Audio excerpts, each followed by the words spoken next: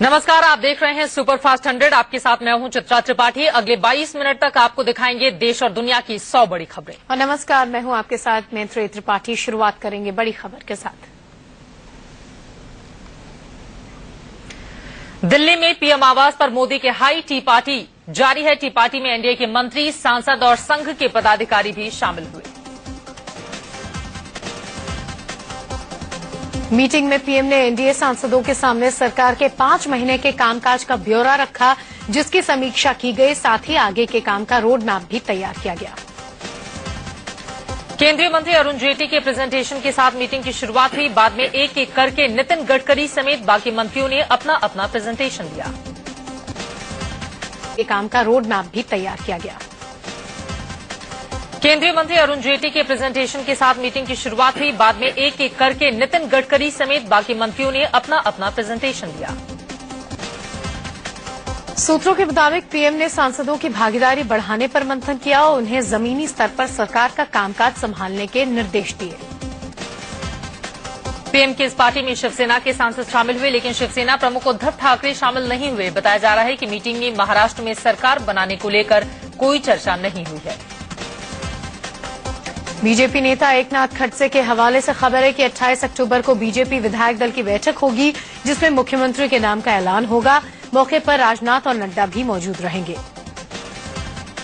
वहीं बीजेपी सूत्रों के हवाले से खबर यह है कि एकनाथ खड़से भी सीएम की रेस में हैं। उन्होंने कहा कि 40 सालों से कभी उन्होंने किसी पद की मांग नहीं की है और हमेशा पार्टी के आदेशों को ही माना है। महाराष्ट्र में सरकार बनाने को लेकर माथापच्ची जारी है। बीजेपी नेता एकनाथ खड़से के घर पर फडणवीस समेत बीजेपी नेताओं की बैठक हुई। महाराष्ट्र में सीएम को लेकर खींचतान और तेज हो गई है। बीजेपी के वरिष्ठ नेता एकनाथ खड़से के समर्थकों ने उन्हें सीएम बनाए जाने की मांग को लेकर पदयात्रा निकाली। बीजेपी 28 अक्टूबर को महाराष्ट्र के मुख्यमंत्री पद के लिए देवेंद्र फडणवीस के नाम पर मुहर लगा सकती है। सूत्रों से खबर है कि 30 अक्टूबर को शपथ ग्रहण होगा। 29 को अच्छा मुहूर्त नहीं होने से तारीख आगे बढ़ गई है। बीजेपी महाराष्ट्र में अकेले सरकार बनाने के पक्ष में है। न्यूज एजेंसी पीटीआई सूत्रों के हवाले से लिखा गया है कि बीजेपी के स्थानीय नेता शिवसेना के साथ गठबंधन के खिलाफ हैं। पीटीआई के मुताबिक बीजेपी एनसीपी के बाहरी समर्थन के साथ अल्पमत की सरकार बनाने की सोच रही है। बताया ये भी जा रहा है कि कार्यकर्ता प्रचार के दौरान उद्धव के पीएम पर निजी हमलों से गुस्से में हैं। सूत्रों के मुताबिक बीजेपी और शिवसेना के बीच अंदरखाने बातचीत का दौर जारी है। मामला मंत्रालय के बंटवारे पर फंसा है, लेकिन पूरी तस्वीर तब साफ होगी जब राजनाथ सिंह मुंबई जाएंगे। महाराष्ट्र बीजेपी के पूर्व अध्यक्ष सुधीर मुनगंटीवार ने केंद्रीय मंत्री नितिन गडकरी से मुलाकात की। मुलाकात के बाद मुनगंटीवार ने कहा कि गडकरी की सीएम बनने की चाहत नहीं है। नागपुर में केंद्रीय मंत्री उमा भारती ने नितिन गडकरी से मुलाकात की। इस मौके पर उमा ने कहा कि गडकरी फिलहाल केंद्र में ही अपनी भूमिका निभाना चाहते हैं। हरियाणा सरकार में कैबिनेट मंत्री अनिल विज ने शपथ लेने के बाद बीजेपी के चुनावी वादों को पूरा करते हुए कहा कि सोनिया गांधी के दामाद रॉबर्ट वाड्रा के जमीन सौदों की जांच होगी। इससे पहले आज मनोहर लाल खट्टर ने हरियाणा के नए मुख्यमंत्री के तौर पर शपथ ली है। पंचकुला के शालीमार शॉपिंग मॉल के पास मेला ग्राउंड में शपथ ग्रहण समारोह का आयोजन किया गया। सुबह 11:23 पर खट्टर ने शपथ ली। राज्यपाल कप्तान सिंह सोलंकी ने मनोहर लाल खट्टर को पद और गोपनीयता की शपथ दिलाई। खट्टर हरियाणा के 10वें मुख्यमंत्री बने। पीएम नरेंद्र मोदी की मौजूदगी में शपथ ग्रहण समारोह हुआ। इस समारोह में बीजेपी के कई दिग्गज नेता शामिल हुए। शपथ ग्रहण समारोह के दौरान प्रधानमंत्री नरेंद्र मोदी और बीजेपी के वरिष्ठ नेता लालकृष्ण आडवाणी मंच पर एक साथ बैठे हुए नजर आए। खट्टर के बाद 6 विधायकों को कैबिनेट मंत्रियों के तौर पर शपथ दिलाई गई। साथ ही 3 विधायकों ने राज्य मंत्री के तौर पर पद और गोपनीयता की शपथ ली। मनोहर लाल खट्टर की कैबिनेट में बीजेपी प्रदेश अध्यक्ष रामविलास शर्मा और कैप्टन अभिमन्यु ने कैबिनेट मंत्री के तौर पर शपथ ली। हरियाणा सरकार में कैबिनेट मंत्री के तौर पर ओपी धनखड़ और अनिल विज ने भी पद और गोपनीयता की शपथ ली। इसके बाद राव नरबीर सिंह और कविता जैन ने भी पद और गोपनीयता की शपथ ली। इन दोनों को भी कैबिनेट मंत्री के तौर पर शपथ दिलाई गई। वहीं भूपेंद्र सिंह हुड्डा ने नई सरकार को बधाई देते हुए कहा कि उन्हें भरोसा है खट्टर सरकार हरियाणा की प्रगति को और आगे ले जाने का काम करेगी। जिन 3 विधायकों ने राज्य मंत्री के तौर पर शपथ ली उनमें विक्रम सिंह ठेकेदार, कृष्ण कुमार बेदी और करणदेव कंबोज शामिल हैं। शपथ ग्रहण समारोह में बीजेपी अध्यक्ष अमित शाह और बीजेपी के वरिष्ठ नेता मुरली मनोहर जोशी भी शामिल हुए। केंद्रीय मंत्रियों में गृह मंत्री राजनाथ सिंह, विदेश मंत्री सुषमा स्वराज और विदेश राज्य मंत्री वीके सिंह शपथ ग्रहण समारोह में शामिल हुए। बीजेपी शासित राज्यों के मुख्यमंत्रियों में गुजरात से आनंदीबेन पटेल, राजस्थान से वसुंधरा राजे सिंधिया, एमपी से शिवराज सिंह चौहान और छत्तीसगढ़ से रमन सिंह शामिल हुए। मनोहर लाल खट्टर के शपथ ग्रहण समारोह में हरियाणा के पूर्व मुख्यमंत्री भूपेंद्र सिंह हुड्डा शरीक नहीं हुए। हुड्डा के मुताबिक उन्हें समारोह में आने के लिए न्योता ही नहीं दिया गया था। करनाल से विधायक बनकर सीएम बनने वाले मनोहर लाल खट्टर के विधानसभा क्षेत्र में भी जमकर जश्न मना। वहीं करनाल में आतिशबाजी के बाद कार्यकर्ताओं ने लोगों को लड्डू बांटकर जश्न मनाया। खट्टर सरकार में मंत्री बनाए जाने के बाद राव नरवीर सिंह के पैतृक गांव में लोगों ने जमकर जश्न मनाया। इस मौके पर लोगों ने एक दूसरे को मिठाई खिलाई और जमकर पटाखे फोड़े। कविता जैन के मंत्री बनने पर उनके घर सोनीपत में जश्न मनाया गया। लोगों ने एक दूसरे को मिठाई खिलाकर खुशी का इजहार किया। हरियाणा के कुरुक्षेत्र में खट्टर सरकार में राज्य मंत्री बनने के साथ ही किरण बेदी के घर वालों ने जश्न मनाना शुरू कर दिया। घर वालों ने लोगों का आभार भी जताया। हरियाणा में मनोहर लाल खट्टर के सीएम बनते ही बीजेपी कार्यकर्ताओं ने जश्न मनाना शुरू कर दिया। लोगों ने मिठाई बांटकर खुशी जाहिर की। जिस समय सीएम खट्टर की ताजपोशी चल रही थी उस समय बीजेपी कार्यकर्ता इंडिया न्यूज पर शपथ ग्रहण समारोह का लाइव प्रसारण देख रहे थे। मनोहर लाल खट्टर हरियाणा के 10वें और हरियाणा में बीजेपी के पहले सीएम बन गए हैं। हरियाणा विधानसभा चुनाव में बीजेपी ने 90 में से 47 सीटें जीती हैं। एमएल खट्टर पहली बार करनाल से विधायक चुने गए हैं। खट्टर पंजाबी हैं और भजनलाल के बाद 18 साल बाद हरियाणा में नॉन जाट सीएम बने हैं। 60 साल के खट्टर 24 साल की उम्र में आरएसएस से जुड़े और 35 साल तक संघ के लिए काम उन्होंने किया। संघ के बाद खट्टर बीजेपी में पहुंच गए और करीब 20 साल से पार्टी से जुड़े रहे हैं। 60 साल के खट्टर अविवाहित हैं। मनोहर लाल खट्टर ने पीएम नरेंद्र मोदी के साथ भी कई राज्यों में संगठन का काम किया है और मोदी के करीबी माने जाते हैं। एमएल खट्टर ने दिल्ली विश्वविद्यालय से ग्रेजुएशन किया। उन्होंने दिल्ली के सदर बाजार में दुकानदारी में भी हाथ आजमाया था। आम आदमी पार्टी के संयोजक और दिल्ली के पूर्व मुख्यमंत्री अरविंद केजरीवाल ने दिल्ली में होने वाले उपचुनाव पर कहा कि उनकी पार्टी चुनाव के लिए तैयार है। वहीं केजरीवाल ने कहा कि बीजेपी दिल्ली में चुनाव कराने में रोड़े डाल रही है क्योंकि बीजेपी के इंटरनल सर्वे में वो चुनाव में हार रही है। चुनाव आयोग दिल्ली की 3 विधानसभा सीटों पर उपचुनाव का ऐलान कर चुका है। इन 3 विधानसभा सीटों पर 25 नवंबर को वोटिंग होगी और 23 दिसंबर को नतीजे आएंगे।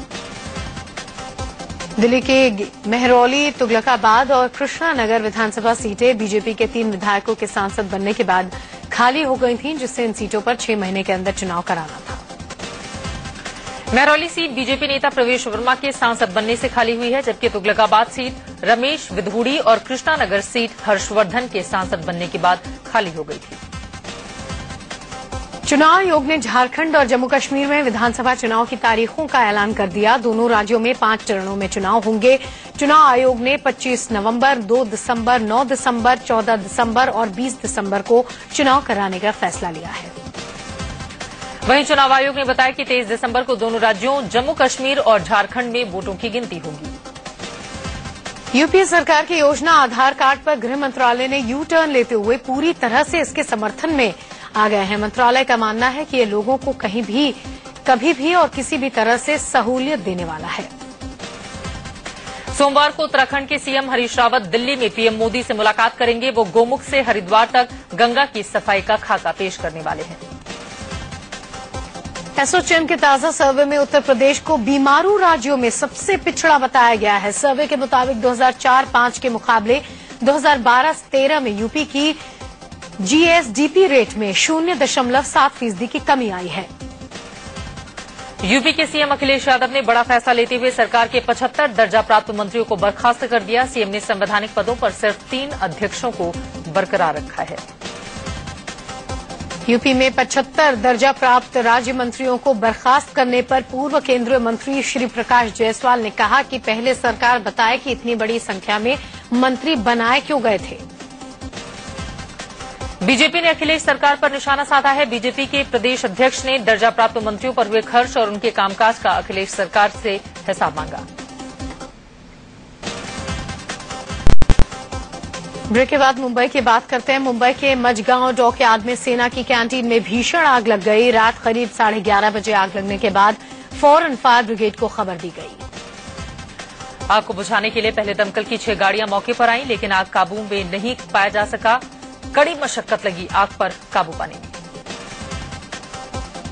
बाद में दमकल की 6 और गाड़ियां आई। घंटों बाद आग पर काबू पाया जा सका। कैंटीन में सेना के लिए रखी शराब की वजह से आग और तेजी से फैली। चश्मदीदों के मुताबिक एक पटाखे की आवाज हुई और उसके बाद यहां आग लग गई। ये कैंटीन दक्षिण मुंबई के डॉकयार्ड रोड स्टेशन के बिल्कुल पास है। सेंट्रल रेलवे हार्बर लाइन की जो ट्रेनें डॉकयार्ड रोड स्टेशन से होकर गुजरती हैं, उन्हें रद्द कर दिया गया है। बोकारो में छठ पूजा के लिए सजे बाजार में सुबह सुबह आग लगने से अफरा तफरी मच गई। आग से दर्जनों दुकानें जलकर खाक हो गई। लोगों के मुताबिक किसी दुकान से पूजा के दौरान भड़की आग ने देखते ही देखते पूरे बाजार को अपनी चपेट में ले लिया। आग से करोड़ों के सामान के जलने का अनुमान है। सूचना पाकर मौके पर पहुंची दमकल की आधा दर्जन गाड़ियों ने घंटों मशक्कत के बाद आग पर काबू पाया। गनीमत रही इस हादसे में कोई हताहत नहीं हुआ। मध्य प्रदेश के खंडवा में भीषण सड़क हादसे में 8 लोगों की मौत हो गई, जबकि 7 लोग गंभीर रूप से जख्मी हैं। घायलों को अस्पताल में भर्ती कराया गया है। एक बेकाबू ट्रक ने जीप को जोरदार टक्कर मार दी, जिसमें जीप में बैठे लोगों पर कहर टूट पड़ा। जीप सवार सभी लोग जलगांव से ओंकारेश्वर दर्शन के लिए जा रहे थे। असम के नौगांव जिले में सड़क हादसे में 9 लोगों की मौत हो गई। हादसे में करीब 15 लोग गंभीर रूप से जख्मी हैं। चश्मदीदों के मुताबिक राज्य परिवहन निगम की बस तेजपुर से गुवाहाटी की ओर जा रही थी, तभी एक पुलिया की रेलिंग तोड़ते हुए बस 25 फीट गहरी खाई में जा गिरी। यह हादसा तड़के सुबह हुआ। माना जा रहा है कि तेज रफ्तार होने के चलते चालक बस से नियंत्रण खो बैठा, जिसके चलते ये दर्दनाक हादसा हुआ। पुलिस घटना की जांच कर रही है। यूपी के मुरादाबाद में NH-24 पर हुए भीषण माना जा रहा है कि तेज रफ्तार होने के चलते चालक बस से नियंत्रण खो बैठा, जिसके चलते ये दर्दनाक हादसा हुआ। पुलिस घटना की जांच कर रही है।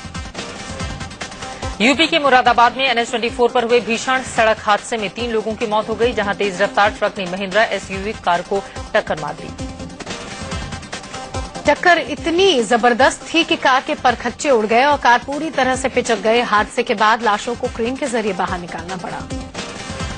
कार में गुड़गांव के एक कारोबारी का परिवार था। कारोबारी, उनकी पत्नी और एक बेटे की मौके पर ही मौत हो गई, जबकि बेटी की हालत गंभीर बनी हुई है।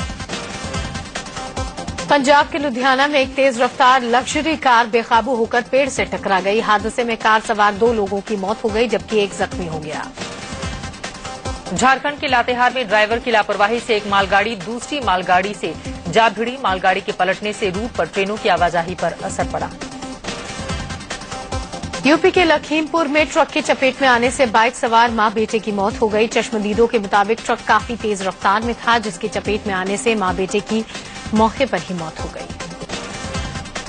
दिल्ली के लक्ष्मी नगर इलाके में पुलिस ने छापा मारकर सेक्स रैकेट का खुलासा किया है। पुलिस ने एक घर से 2 लड़कियों को भी गिरफ्तार किया। बताया जा रहा है कि यहां करीब 3 साल से हाई प्रोफाइल सेक्स रैकेट चलाया जा रहा था। पुलिस ने बाकी आरोपियों की तलाश तेज कर दी है। यूपी के आगरा में एक विवाहिता की लाश पेड़ से लटकी हुई मिली। महिला के हाथ पैर बंधे हुए थे, उसके कपड़े भी फटे हुए थे। घरवालों ने रेप के बाद हत्या की आशंका जताई है। हत्या से नाराज लोगों ने पुलिस पर पथराव किया और आरोपियों की जल्द गिरफ्तारी की मांग की। पुलिस ने अज्ञात लोगों के खिलाफ मामला दर्ज कर लिया है। अलीगढ़ के मड्राक स्टेशन पर बीती रात ट्रेन में डकैती हुई। गोलियां चली। आनंद विहार एक्सप्रेस में 3 बदमाशों ने अचानक धावा बोल दिया था। बंदूक के बल पर बदमाशों ने जमकर लूटपाट मचाई। लूटपाट का विरोध करने पर बदमाशों ने एक यात्री को गोली मारकर जख्मी कर दिया और फरार हो गए। यूपी के गोरखपुर में एसपी कार्यकर्ताओं ने रेल मंत्री का पुतला फूंककर विरोध प्रदर्शन किया। एसपी कार्यकर्ता ट्रेनों में लूटपाट की बढ़ती घटनाओं से नाराज हैं। ब्रेक के बाद बात गुजरात की करते हैं। गुजरात के सुरेंद्र नगर में बच्चा चोरी की लाइव तस्वीरें सामने आई हैं, जहां एक महिला 5 महीने के मासूम को अतिथि घर से चुराकर भागने में कामयाब रही। पुलिस यहां के सीसीटीवी फुटेज की मदद से अब मासूम को ढूंढ रही है। जम्मू कश्मीर के रामबन जिले में भूस्खलन से काफी तबाही हुई है। हाईवे पर भारी मात्रा में मलबा आ गया। रास्ता बंद होने की वजह से कई गाड़ियां बीच में ही फंसी हुई हैं। बिहार के नालंदा में दहेज नहीं मिलने से नाराज एक शख्स ने दुबई से फोन पर ही अपनी पत्नी को तलाक दे दिया। हैरानी इस बात की है कि काजी भी इस तलाक पर मुहर लगा रहे हैं। पीड़िता के मुताबिक ससुराल वालों ने कुछ दिनों पहले उसे बेरहमी से पीटा था। 2 लाख रुपयों की मांग की थी, जिसे पूरा न कर पाने पर शादाब ने फोन पर ही उसे तलाक दे दिया। लखनऊ पुलिस ने आज छावा मारकर सेक्स रैकेट के गिरोह का पर्दाफाश किया। पुलिस ने इस आरोप में गिरोह की 2 महिला सदस्यों को गिरफ्तार किया। इनके बाकी साथियों की तलाश की जा रही है। एटा में पुलिस ने ठगी गिरोह का पर्दाफाश करते हुए 7 महिलाओं को गिरफ्तार किया है। ये महिलाएं बसों में बैठी सवारियों को अपना निशाना बनाती थीं। हुदहुद के बाद नीलोफर नाम का तूफान तबाही मचाने को तैयार है। अरब सागर में बन रहा नीलोफर अगले 48 घंटों में कराची समेत गुजरात के कच्छ से टकरा सकता है। सरकार ने अलर्ट जारी कर दिया है। बाबा केदार की डोली केदारनाथ से गुप्तकाशी के विश्वनाथ मंदिर लाई गई। कल डोली शीतकालीन गद्य स्थल ओंकारेश्वर मंदिर पहुंचेगी।